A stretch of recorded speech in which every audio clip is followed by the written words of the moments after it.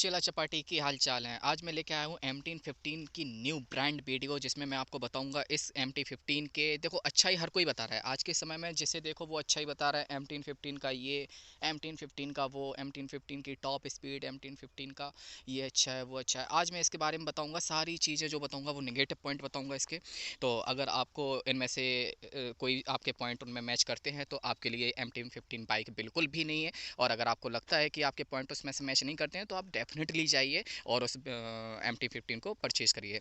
तो चलिए, मैं फ़िलहाल मैं ये बताने वाला था कि जो M1015 का, सबसे पहली चीज़ बताता हूँ कि M1015 एक बहुत ही क्लासिक बाइक है, बहुत ही सुंदर बाइक है देखने में, चलने में, हर चीज़ में। लेकिन दिक्कत क्या है, ये एक बोल सकते हैं कि नॉच क्वालिटी की बाइक है ना। तो अब देखते हैं इसकी सबसे पहली चीज़। देखिए, एक तो ये जो बाइक है इसकी सबसे बड़ी चीज़ कि बहुत से लोग बोलते हैं कि इसमें बहुत ज़्यादा छोटी सीट दी हुई है, बहुत ज़्यादा, मतलब देखिए, एक मतलब एक पिलियन बैठ पाएगा, मेरा पूरा हेलमेट भी अच्छे से नहीं आ रहा है इसमें, है ना। तो सबसे पहले इसकी चीज़ें, जो नॉच क्वालिटी की चीज़ें हैं, वो है क्या। एक तो मैंने सबसे पहले बताया था पुरानी वीडियो में कि इसके टायर जो कि ट्यूबलेस टायर हैं, और फिर सबसे ऊपर सबसे बड़ी बात कि ये रेडियल टायर है। दूसरी चीज़, अप एंड डाउन सस्पेंसन है, जो कि एम टी वी जो गाड़ी थी उसमें नहीं आता था, एम टी गाड़ी में। ये तो V2 गाड़ी है, और जो एम टी की जो पहली सीरीज़ थी, जो फर्स्ट जनरेशन थी, उसमें नहीं आता था ये वाला up and down, up and down forks suspension, है ना। तो अब अपन बात करते हैं इसकी दूसरी चीज़ की। दूसरी चीज़ की क्या है कि ये जो गाड़ी है बहुत ही अच्छी चेची है इसकी। इसकी चेची इतनी मस्त है कि बढ़िया गाड़ी चलती है। लेकिन दिक्कत एक चीज़ की पड़ जाती है कि इसकी कंपनी ने चेची इतनी छोटी बनाई हुई है, चेची सेंस ये चीज़, है ना। तो ये इतनी छोटी बनाई है कि इसमें कंपनी चाह कर भी, अगर वो कोशिश भी करे तो भी इसकी आगे सीट को एक्सटेंड नहीं कर सकती। एक तो सबसे बड़ी दिक्कत ये है। और अगर आप लोगों के लिए केवल इसके लिए है कि आपको परमानेंट कोई ना कोई एक पिलियन को बैठा के चलना है इस पर बाइक पे, तो ये आपके लिए बिल्कुल भी नहीं है। डेफिनेटली मैं एक बात कहूँगा कि आप इसके साथ बिल्कुल भी मत जाइए, क्योंकि इसमें परमानेंट, देखो, अगर आप दो लोग केवल बैठते हैं, बिना बैग के बैठते हैं, केवल ऐसे ही के काम है, घूमने फिरने का है, तो बिल्कुल आप ले लीजिए। लेकिन अगर आप चाहते हैं कि इसमें आपको दोनों लोग जाएंगे, बैग वैग रखेंगे, तो उसके लिए बिल्कुल भी ये गाड़ी नहीं है ना। और अगर अपन लोग दूसरी टॉपिक पे बात करें, तो ये जो गाड़ी है, इस गाड़ी की सबसे चीज़ जो मुझे बेकार लगी है कि इसका ओवर प्राइस सेगमेंट, है ना। जो गाड़ी आज जब मैंने खरीदी हुई थी, तब मुझे ये गाड़ी पड़ी थी, वो पड़ी थी 2 लाख। इंदौर का मैं रेट बता रहा हूँ। आज के समय में जो वीडियो शूट कर रहा हूँ वो मैं इंदौर में शूट कर रहा हूँ, इंदौर MP में शूट कर रहा हूँ। और मैं अभी का बता रहा हूँ कि जिस टाइम पे मैंने ये बाइक ली थी, उस टाइम पे 2,10,000 की थी। और जो R15 थी वो थी 2,30,000, मे बी शायद 40,000, है ना। अब ज़्यादा सा ध्यान नहीं है, लेकिन इतना पता है 2,40,000। हाँ, एक चीज़ ये भी है कि इसमें कुछ चीज़ें ऐसी दी हैं, जैसे कि ये लैंप हो गया, है ना, जो कि हर किसी में नहीं मिलता, बहुत अच्छा फोकस देता है। ये रात को भी मैं इसके लिए एक वीडियो बनाऊंगा।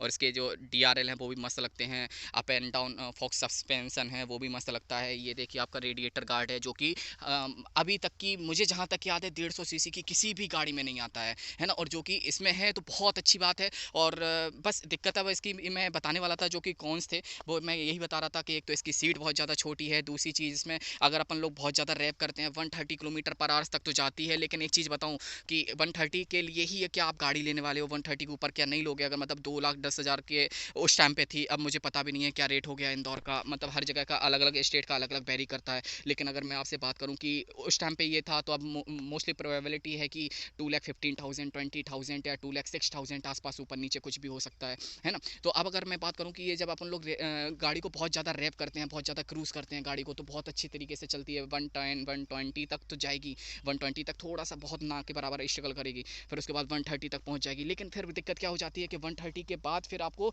कॉन्फिडेंस नहीं देती ये गाड़ी, क्योंकि इसकी चेची इतनी छोटी है कि 130 के अगर आप ऊपर जाओगे, हाँ, आप तभी जा सकते हो जब आपका वजन, जो मैं एक हूँ, मेरी 5 फुट 6 इंच हाइट है, और मेरा जो वेट है वो 52 kg है ना। और अगर मैं कह रहा हूँ, अगर 60 का भी अगर वेट होगा, तब भी ये उतना ज़्यादा आपको एक कॉन्फिडेंस नहीं देगी भगाते समय। मतलब 130 पे अगर आप क्रूज़ करोगे और सोचोगे कि बहुत ज़्यादा ऊपर ले जाऊँ, नहीं, तो आपको बहुत ज़्यादा डिसबैलेंस देखने को मिलेगा। और सबसे बड़ी चीज़ यही है कि आज के समय में जो भी जनरेशन है, वो मोस्टली इतनी ही उस पर क्या बोलते हैं उसे, हाइट और हेल्थ पे ही है, जो कि मतलब 130 के ऊपर आप इसे ले ही नहीं जा सकते कैसे भी करके। हाँ, बहुत ज़्यादा लंबे रूट पे ले जाओ और मतलब बिल्कुल एक लीन होके चलाओ, तो खैर ठीक है, जैसे तैसे आप रिस्क लेके कर लोगे। लेकिन अगर मैं बात करूँ इसका जो ओवर प्राइस है, ओवर प्राइस को लेके मैं बहुत ज़्यादा परेशान हूँ इससे। और दूसरी चीज़ इसकी ये भी है कि अगर इसी रेट में अगर आप कोई और गाड़ी लेते हो, जैसे कि पल्सर है। अगर मैं इसी की बात करूँ, और भी इसी के अंडर में आ जाती हैं जो इसका रेट है, इसी रेट में और भी आ जाती हैं। पल्सर 220 है, एफ है, एन एस है, और भी बहुत नीचे रेट में भी आ जाती हैं 150।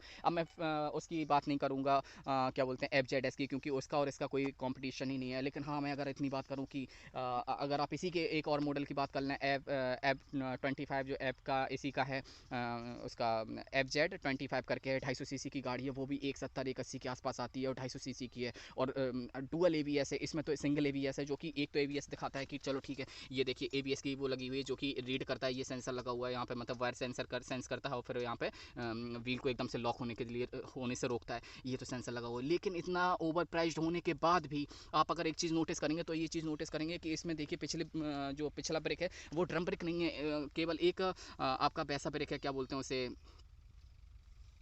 डिस्क ब्रेक है ना। और ये देखिए देखिए क्या बोलते हैं इसे, देखिए, है ना, एक डिस्क ब्रेक है। अगर इसमें भी एबीएस दे देते, क्योंकि इसका ओवर प्राइस बहुत ज़्यादा है, लेकिन फिर भी उन लोगों ने नहीं दिया। और अगर बात करें उसी की, अगर इसके कॉम्पिटिट करते हैं एक एप उसे, क्या बोलते हैं उसे, अगर इसी को कॉम्पिटिट करते हैं R15 से, तो R15 में आपको दो चीज़ें बहुत सॉलिड मिलती हैं। एक तो देखो, एक तो अगला ब्रेक भी आपको उसमें मिलता है, एबीएस में पूरा मिलता है, पिछला भी एबीएस में पूरा मिलता है। और सबसे अच्छी चीज़ ये है उसमें कि आपको जो इसमें कॉस्ट कटिंग हुई है, देखिए एक तो पूरी नेक गाड़ी है, और वो पूरी पूरी फेरी गाड़ी है, पूरी मतलब पूरी कवर्ड है गाड़ी, है ना। तो उसमें जो रुपये लगा है वो मान लो 20,000 ऊपर लगा है, लेकिन आप ये भी तो सोचो कि 20,000 रुपये में वो आपको क्या क्या दे रहे हैं। एक तो इसमें क्विक शिफ्टर नहीं मिलता, जो कि मुझे बहुत ज़्यादा डिसएडवांटेज लगता है इस बाइक का, क्योंकि इसमें क्विक शिफ्टर देना चाहिए था। देखिए आप जरा, इसमें आप अगर करें क्विक शिफ्टर होता है, वो इधर लग के आ जाता है, इस जगह पे लग के आ जाता है आपका क्विक शिफ्टर, है ना। तो इस जगह पे जब लग के आता है, तो आप जब भी गियर ऊपर नीचे करते ना, तो क्या बोलते हैं उसे, आपको पूरा कॉन्फिडेंस देती है, आपको मतलब क्लिच लेने की ज़रूरत नहीं थी, वो आपको खुद ही ऑटोमेटिकली सेंस कर लेता कि आप गियर डालने वाले हो, और ऑटोमेटिकली वो क्लिच का